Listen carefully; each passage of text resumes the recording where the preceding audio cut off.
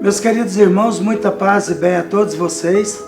A área de comunicação social da Federação Espírita do Estado de Goiás, aqui presente no 40º Congresso Espírita do nosso Estado, tem hoje a grata satisfação de entrevistar o nosso companheiro Alberto Almeida, esse grande divulgador da doutrina espírita, não só no Brasil, mas no âmbito internacional.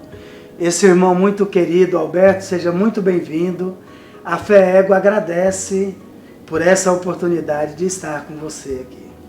A alegria nossa de poder retornar a Goiânia e poder compartilhar de eventos que venerandamente propõem uma divulgação do Espiritismo com alta qualidade.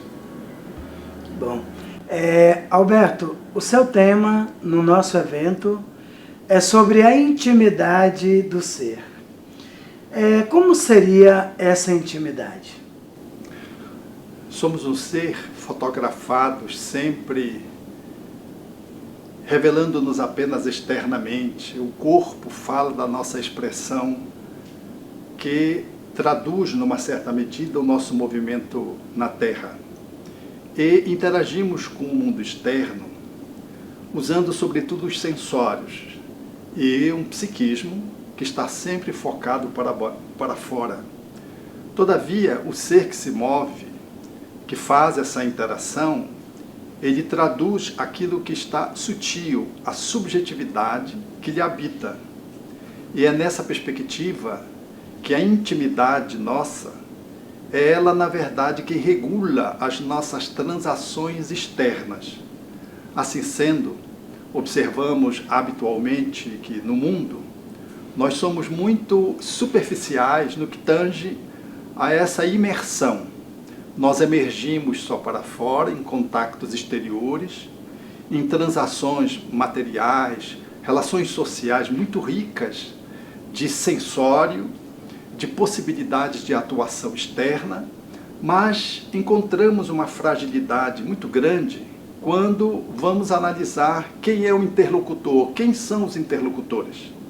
E o mundo, assim, revela uma humanidade que está muito em dia com a superficialidade externa e pouco em dia com a profundidade interna.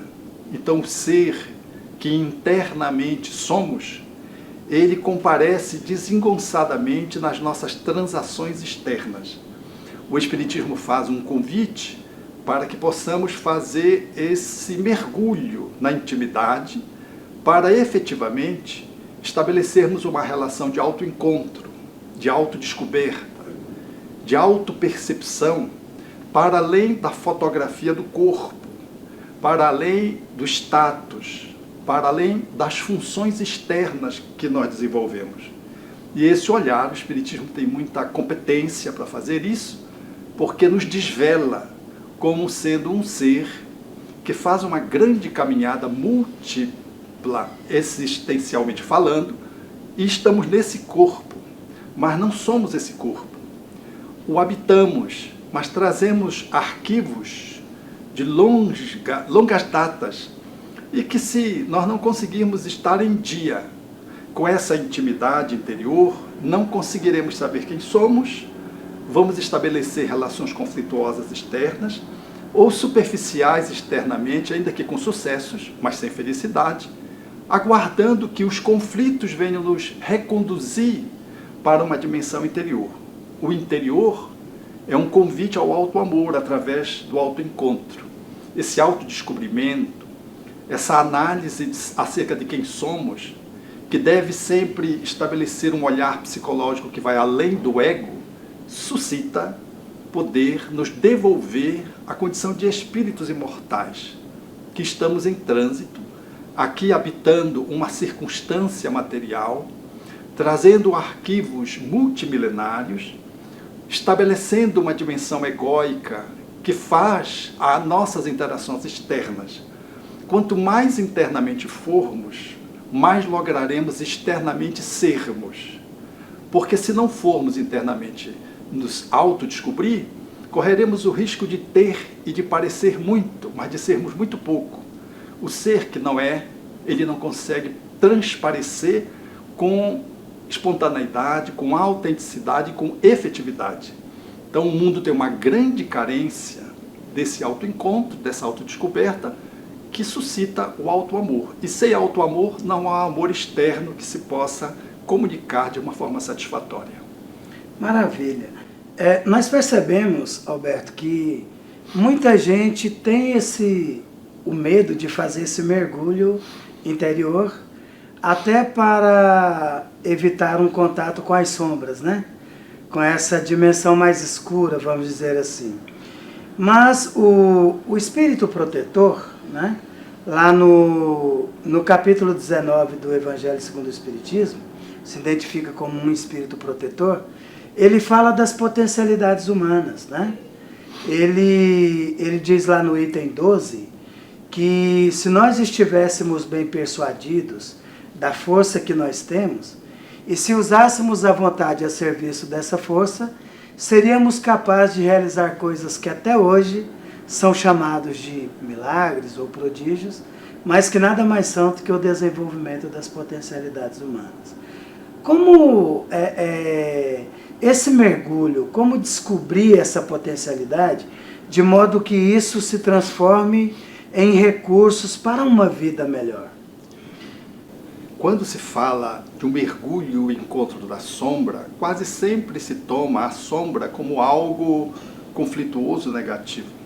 Todavia, a sombra é também isso que você trouxe, que o Espírito faz menção quando trata da fé, que são conteúdos apenas que não afloraram, que não se desenvolveram. Eles não são necessariamente conflitos, processos doentios, conteúdos de negatividade. Então, a nossa sombra, ela pode traduzir encrencas que nós trazemos e precisamos dissolvê-las, desatar esses nós, que se transformam em competências, e também essas sombras, que quando a gente faz essa imersão, são áreas que ainda estão imaturas, mas são potências, como uma semente, que bem acionadas, bem manejadas, elas se manifestam com um potencial de fé humana na fala dos espíritos, que comparece, portanto, estabelecendo até prodígios. Nós não nos conhecemos acerca do quanto dormitam em nosso ser, por criação divina, virtudes que aguardam serem tocadas, descobertas, alimentadas. Então a proposta espírita não é a perseguição da dor, é o desenvolvimento do amor. E nessa imersão, quando se vai ao encontro do amor que dorme, ou do amor que está doente, o convite é podermos tratar o segundo e despertarmos o primeiro. E assim, estabelecermos uma relação de maior grandiosidade interna, de maior completude, de maior planificação, fazendo com que a nossa vida faça sentido para nós mesmos e enseje, através dos contactos sociais e no contato com as funções humanas, como um ser social que somos, estabelecermos uma relação para além da cidadania como homens justos, homens bondosos, homens éticos, homens que estejam inclinados à estética, que todos são conteúdos que se nos habitam, porque são conteúdos divinos, e nós somos filhos da divindade. Nós precisamos nos apropriar dessa ascendência cósmica e podermos atualizar todo esse conteúdo que se nos aguarda, e quanto mais nós retardamos de fazer esse caminho para dentro, o caminho para fora fica desencontrado. Que maravilha, né? O Alberto, à luz da psicologia profunda, ressignifica essa ideia do senso comum que as pessoas têm da sombra, né? Muito bom. Você agora nos colocou no verdadeiro Jardim das Oliveiras. Alberto, nós vamos pedir a você para suas palavras finais, inclusive se você quiser divulgar o seu trabalho social, né? Falar dos momentos que você tem na rede social, porque você faz as lives no YouTube, né? Então, fique à vontade e em seguida eu peço a você para deixar uma mensagem final para os companheiros que hão de acompanhar esse momento de luz que nós estamos tendo com você. Efetivamente, somos um jardineiro, exemplo de tantos jardineiros que estão distribuídos pelo mundo. E o Jardim das Oliveiras é esse espaço de cultivo de almas, do trato de corações.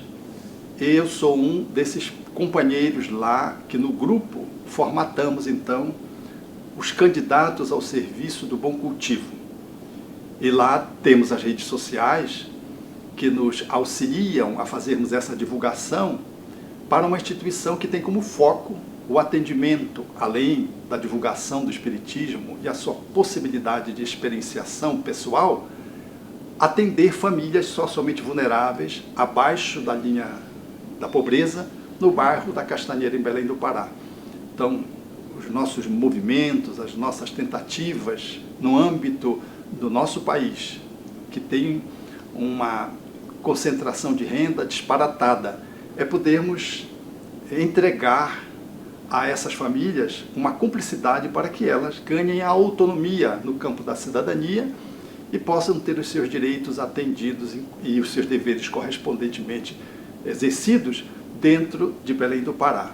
Para tanto, nós temos o YouTube do Jardim das Oliveiras, eu tenho um Instagram que é Alberto_Almeida_Belém, temos também o Instagram do Jardim das Oliveiras e o Facebook também, eu tenho o Facebook, mas todos eles estão convergindo para o atendimento à nossa instituição, que é o Jardim das Oliveiras. Por lá, vocês podem estar acompanhando palestras, seminários, programas, que temos 2 programas semanais, e também cursos que efetivamente estamos aqui num processo dos profissionais que se juntam para fazer cursos de natureza profissional, doando inteiramente os honorários para que o Jardim possa exercer essa função. Aliás, estamos na agulha com um curso que deverá sair esse ano sobre relações românticas. Compreender para saber como lidar. Está focado para as relações de interação afetiva, sejam conjugais, sejam de namorados, sejam as relações, portanto, que permeiam aquilo que nós chamamos de relações românticas.